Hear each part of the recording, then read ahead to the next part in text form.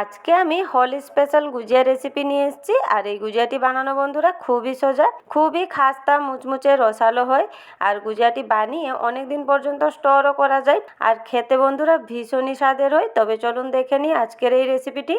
নমস্কার বন্ধুরা, আমি পুষ্পিতার রান্নাঘরে আপনাদের সবাইকে স্বাগত। খাস্তা মুচমুচে রসালো গুজিয়া রেসিপির জন্য এখানে প্রথমে 250 থেকে 300 গ্রামের মতো ময়দা নিয়েছি। আর তাতে দিয়ে দিব খুবই সামান্য পরিমাণ লবণ। লবণটা দিলে গুজিয়ার টেস্ট খুব ভালো আসে। এরপর তাতে 100 গ্রামের মতো ঘি নিয়েছি। 300 গ্রাম ময়দার জন্য 100 গ্রামের মতো ঘি নিতে হবে। ঘিয়ের পরিবর্তে এখানে তেলও ব্যবহার করা যায়।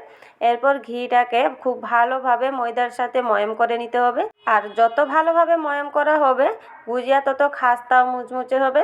এখানে দেখুন খুব ভালোভাবে আমি ময়াম করে নিয়েছি। এরপর নর্মাল জল অল্প অল্প করে দিয়ে একটু শক্ত করে ময়দার ডোটা রেডি করতে হবে।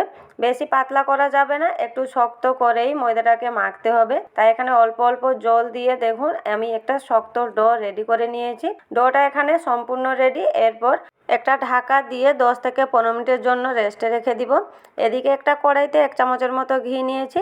আর ঘিটা যখন একটু গরম হয়ে যাবে তাতে দিয়ে দিব 1/2 লিটার দুধ। আমি এখানে 1/2 লিটার ফুল ক্রিমওয়ালা দুধ নিয়েছি।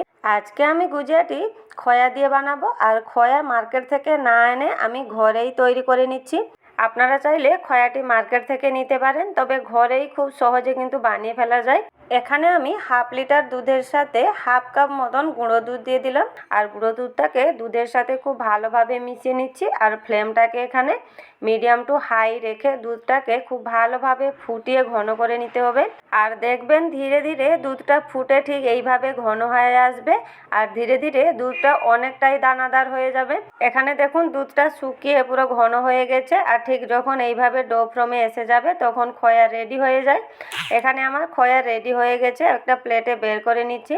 আর খোয়াটি দেখুন ঠিক মার্কেট মতোই হয়েছে। ঘরে কিন্তু খুব সহজেই বানিয়ে ফেলা যায়। খোয়াটাকে এখানে একটু ঠান্ডা করে নিব। আর একই কড়াইতে এখানে 2 থেকে 3 চামচের মতো ঘি নিয়ে নিলাম। ঘিটা একটু গরম হয়ে গেলে তাতে 1 বাটি মতন নিয়েছি সুজি। আর সুজিটাকে ঘিয়ের সাথে খুব ভালোভাবে মিশিয়ে হালকা একটু ভেজে নিব। যখনই ঠিক হালকা একটু ভাজা হয়ে যাবে তাতে দিয়ে দিব এখানে কিছু আমি ড্রাই ফ্রুটস নিয়েছি। আপনারা আপনাদের পছন্দের ড্রাই ফ্রুটস নিতে পারবেন। এখানে আমি কাজু, কিশমিশ, পিস্তা আর আলমন্ড বাদামকে একটু ছোট ছোট টুকরো করে কেটে নিয়েছি। এরপর সুজির সাথে একটু ভেজে নিব। এইভাবে ভেজে নিলে এদের স্মেলটাও খুব ভালো আসে আর খেতেও খুব সুন্দর লাগে। সব কিছু হালকা একটু ভাজা হয়ে গেলে তাতে দিয়ে দিব এখানে আমি কিছু পরিমাণ শুকনো নারকেলকে গ্রেট করে নিয়েছি। আর এই শুকনো নারকেল মার্কেটে খুব সহজেই পাওয়া যায়। এরপর সুজি আর বাদামের সাথে নারকেলটাকেও একটু ভেজে নিব। আর একটু ফ্লেভার যাতে ভালো আসে এখানে কিছু পরিমাণ এলাইচিকে থেতো করে দিয়ে দিলাম। এরপর মিডিয়াম টু লো ফ্লেমে এইভাবে হালকা গোল্ডেন ব্রাউন করে ভেজে নিতে হবে। এইভাবে হালকা গোল্ডেন ব্রাউন কালার এসে গেলে তাতে দিয়ে দিব খোয়া।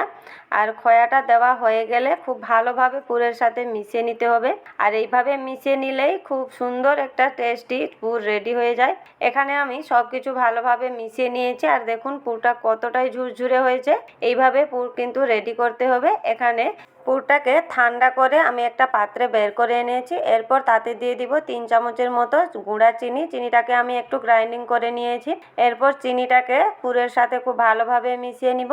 চিনিটাকে পুরের সাথে খুব ভালোভাবে মিশিয়ে নিয়েছি। আর গুজিয়ার জন্য দেখুন পুরটা সম্পূর্ণ রেডি। এদিকে একটা শিরা রেডি করে নিব। তার জন্য 1 বাটি থেকে একটু কম আমি চিনি নিয়েছি।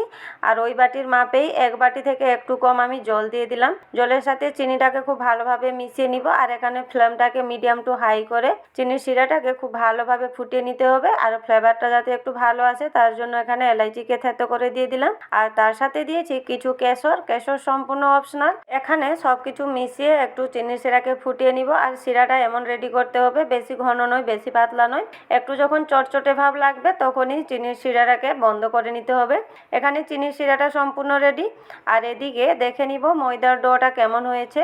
আর দেখুন কিছুক্ষণ রাখার পর ময়দার ডোটা অনেকটাই সফট হয়ে গেছে। তাই প্রথমে কিন্তু একটু শক্ত করেই মাখতে হবে। এরপর রুটির জন্য যেভাবে আমরা লেচি কাটি তার থেকে একটু বড় বড় করে আমি এখানে লেচিগুলো কেটে একটু গোল করে নিচ্ছি। এখানে আমি 4টা বড় বড় লেচি কেটে নিয়েছি। এরপর একটা করে লেচি নিয়ে বড় করে রুটির মতো করে বেলে নিব, তবে বেশি পাতলা করবেন না, একটু মোটা করেই বেলতে হবে। একটা লেচিকে আমি একটু বড় করে বেলে নিয়েছি। এরপর একটা বাটির মুখ দিয়ে এইভাবে ছোট ছোট লুচির মতো কেটে নিচ্ছি। এইভাবে কেটে নিলে একসাথে অনেকগুলো রেডি করা যাবে। এরপর সাইডের আটাগুলোকে আবারও লুচির মতো করে বানিয়ে নিব। আপনারা এখানে ছোট ছোট লেচির মতো করেও বেলে নিতে পারেন। এরপর ছোট ছোট লুচিগুলোকে একটা থালায় আমি তুলে রেখে নিচ্ছি। এই দেখুন একইভাবে এখানে সবগুলো বানিয়ে নেওয়ার পর একটা করে লুচি নিয়ে তার মাঝখানে যে পুরটা রেডি করে রেখেছিলাম তা থেকে 1 চামচের মতো পুর দিয়ে দিব। আর সাইডগুলোতে অল্প করে একটু জল লাগিয়ে নিব। এইভাবে একটু জল লাগিয়ে নিলে এইভাবে ফোল্ড করার সময় কিন্তু খুলে যাবে না, খুব সুন্দরভাবে মুখটা বন্ধ হয়ে যাবে। এখানে দেখুন একটু জল লাগিয়ে নেওয়ার পর আমি খুব সুন্দরভাবে মুখটা বন্ধ করে নিয়েছি।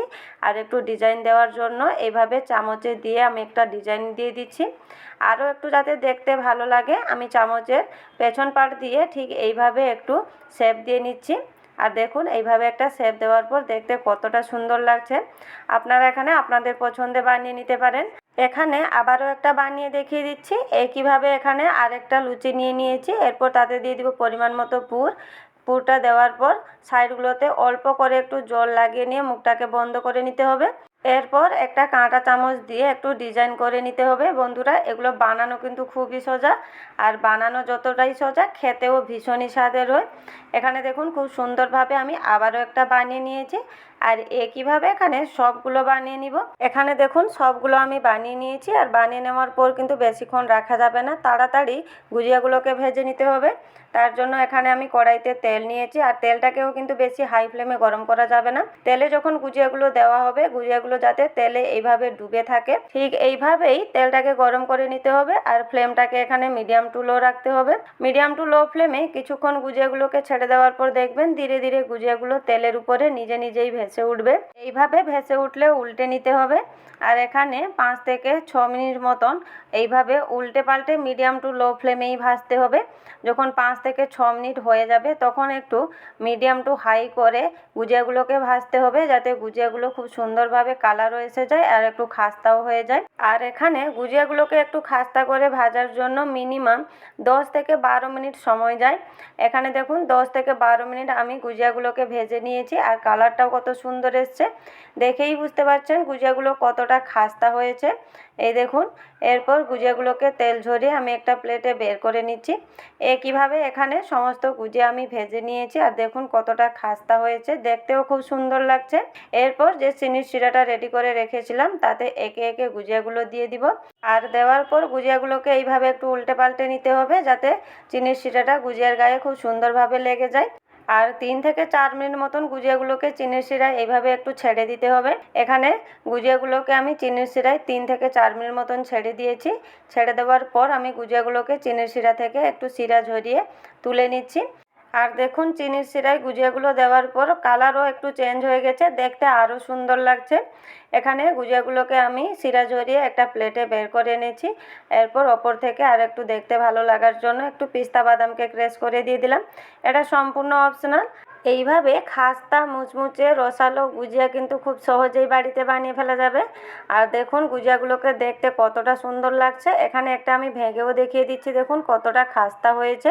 এই গুজিয়াগুলো কিন্তু এতটাই খাস্তা হয় অনেক দিন পর্যন্ত স্টোর করে রাখা যায়। বন্ধুরা আজকের আমার এই রসালো গুজিয়া রেসিপিটি কেমন লাগলো কমেন্ট বক্সে অবশ্যই জানাবেন।